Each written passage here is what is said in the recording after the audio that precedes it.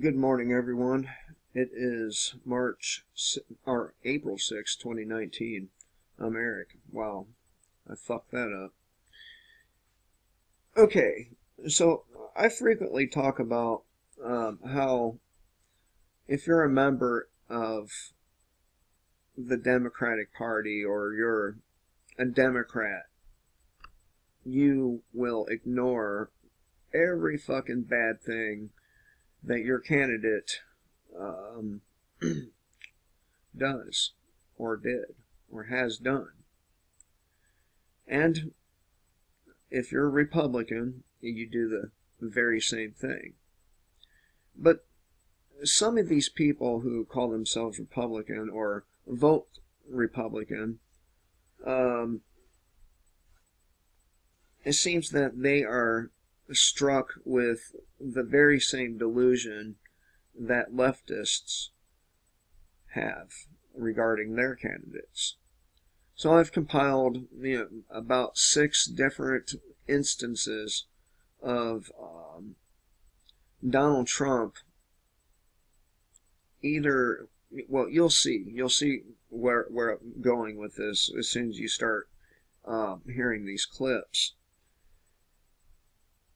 And people, like he said, he could kill somebody in the middle of Times Square, was it, or something like that, to that effect, and he wouldn't lose any supporters. And I think he was correct. He could be a blatant pedophile, and I doubt that anyone would fucking bat an eye. Because it's their guy, right? So, check it out. Alright, so, firstly, you conservatives, you alt-righties, if you want that label, you support a man who, because he personally guaranteed so much debt, the leverage shifted dramatically over to the banks because it was no longer an issue of a bank and a piece of real estate. It was a bank in Donald Trump's actual survival. Trump owed money all over town to 72 banks in all. Pomerantz represented them as a group. How close was he to going personally bankrupt? Very. Trump makes a point of saying he never went personally bankrupt. But there's a reason why the banks decided to keep Trump whole. We made the decision that he would be worth more alive to us than dead. Dead meaning in bankruptcy. We don't want him to be in bankruptcy. We want him out in the world selling these assets for us. So you wanted him alive because he was a salesman and could best sell his own properties. That's correct. We kept him alive to help us. all right. And then, of course, you have this instance where he all but admits that he has a sexual attraction to his own daughter. Donald, all right, I'm afraid to ask this question, but what would you do, Playboy put Ivanka on the cover of the magazine and she had not... This is going to be an interesting answer. He doesn't even want you to have a drink. I know him, so... It would be really disappointing. Not really. But it would depend on what was inside the magazine. If she posed, it would be fine. But if they put her picture on... Yeah, but it depends on what goes inside the magazine. Well, see, that's her gripe. That's this girl's gripe. And people assume there'll be nude photos. Right, you do assume that with Playboy. Okay, but if there weren't, you wouldn't have an issue with it then. If they were using her to... I don't think Ivanka would do that inside the magazine, although she does have a very nice figure. I've said that if Ivanka weren't my daughter, perhaps I'd be dating her. You know? Stop it! Oh, it's so weird. Stop You know what? You are sick. Isn't that terrible? Yeah. No, how Well, you're terrible. known for saying Is that outrageous terrible? things, Mr. Trump. Who are you? And it's a big joke to these people. Let's see here. I'm going to get to that one. And how about this one? How about this? Sexual predators and things like that. Right. I mean, you sure. are one. All right, I was going to say that, but it's true. So he didn't deny being a sexual predator. He laughed about it. But, yeah, you know, because he's your guy, he gets a free pass and you don't bat a fucking eye. I don't get it. I don't get it. I don't get how, when one dude that has one particular label on him does something, one side of the aisle freaks the fuck out and gets the public all in an uproar about it, and then when a person that falls more in line with their own personal beliefs gets into office, they ignore all the same shit this president is doing that the last president was doing. And this is why I have a real hard time respecting people's beliefs.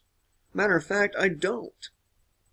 I don't respect people's beliefs because most of you don't have any idea where your beliefs came from. So you elected a dude that was seriously in debt to Jewish Zionist bankers. Can you say conflict of interest? But nobody batted an eye about that, right? Then, you know, he does this.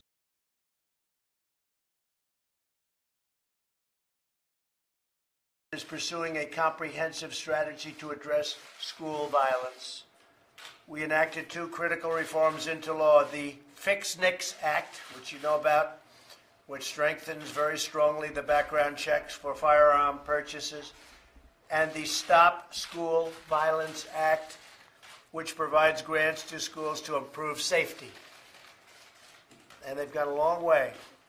We've also secured historic levels of funding to give schools and police more resources to protect their students. This morning, we also completed the process to issue a new regulation banning bump stocks. And Matt talking about that in a minute. And this guy was supposedly the, you know, pro Second Amendment candidate. There's more. You remember this. Do something. And they do have great power. I agree with that. They have great power over you people. They have less power over me. I don't need it. What do I need? It takes so long to go to court to get the due process procedures. I like taking the guns early, like in this crazy man's case that just took place in Florida. He had a lot of firearms. They sold everything. To go to court would have taken a long time. So you could do exactly what you're saying, but take the guns first, go through due process second. That's not what the Constitution says, is it? He was supposed to be your pro-constitutional president. But how many of you said shit about that or any of the other stuff? And we have one more here. We'll finally complete the biometric entry-exit visa tracking system, which we need desperately. For years, Congress has required biometric entry-exit visa tracking systems, but it has never been completed. The politicians are all talk, no action, never happens, never happens. Hillary Clinton, all talk. Unfortunately, when there is action, it's always the wrong decision. Do you ever notice? In my administration, we will ensure that this system is in place. And I will tell you, it will be on land, it will be on sea, it will be in air. We will have a proper tracking system. Now, he may be doing this under the guise of uncontrolled immigration, but it wouldn't be too long until these things applied to the American people, right along with anyone entering, well, he said it himself, or exiting the country. Why would I need a RFID chip in order to exit my country. I'll tell you why. Because we are prisoners. We are being held prisoner, and that wall is not being put up to keep immigrants out. It's being put up to keep Americans in. And honestly, it could serve both purposes, but the way I'm looking at this, the way I'm looking at Rex 84, the way I'm looking at Donald Trump, I have to think. I have to think that probably this wall is more about keeping us in than keeping immigrants out. Anyway, so much for pro-freedom, right? I mean, if Barack Obama would have banned bump stocks or said due process second, or a lot of the stuff, or was in debt to the tune of $1 billion to Jewish bankers, I think probably it would get a lot of attention by right-wingers. But for some reason, when it's Donald Trump doing it, they turn a blind eye. Anyway, I hope you all have a good day. Remember, kill the state before the state kills you.